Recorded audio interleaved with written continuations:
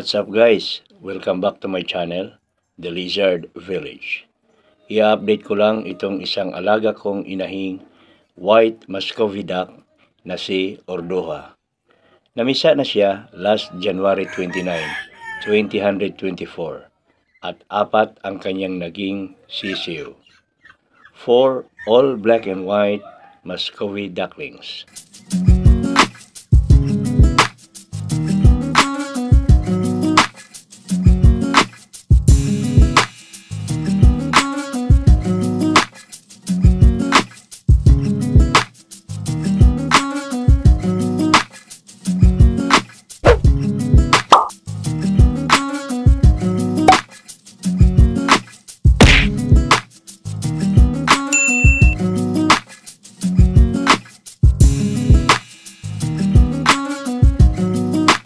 January 29, 2024, namisa si Ordoha at 4 ang naging sisiw niya.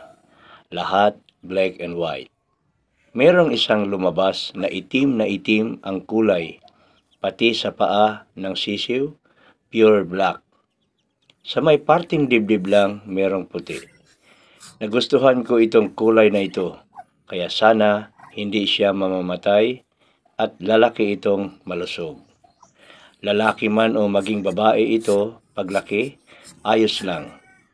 Papalahiin ko ito para dumami ang kulay na ganyan. Medyo unti-unti nang dumarami ang kulay black and white. Meron nang naunang nadagdag na 8 black and white Muscovy ducklings. 3 nito ay produkto ni Astrid at 5 naman ang naiambag ni Kiana.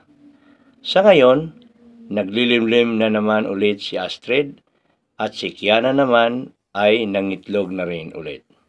Ang lahat ng ito'y dahil kay Ivar the Boneless na masipag kumasta. Dahil sa kanya, dumarami na ang kulay black and white ngayon. Meron pa akong gustong kulay na magkakaroon sana ako. Ito yung color gray at kulay brown. Sana magkaroon din ako balang araw. Balikan natin yung 4 na ducklings ni Ordoha. So far, so good. More than 2 weeks na sila sa ngayon at malaki-laki na rin. Palakas ng palakas silang kumain at magandang sinyalis ito na healthy and strong silang 4. By the way, si Kimberly nga pala ay mamimisa na. Bali, pang 5 beses na niya itong mamisa at baka bukas mabibilang na kung ilan lahat ang sisiw niya. I-update ko na lang kayo, guys.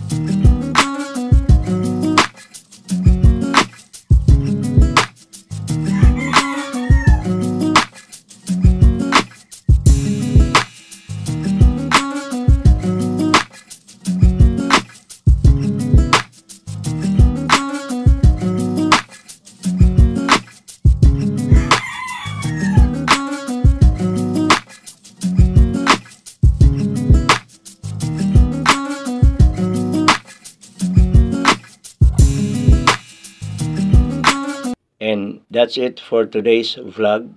Hanggang dito na lang muna ako guys. Samantala, kung bago ka pa lang sa channel ko, please don't forget to like, share, and subscribe. At pakihit na rin ang notification bell para updated ka palagi sa mga videos na i-upload ko. Bye-bye!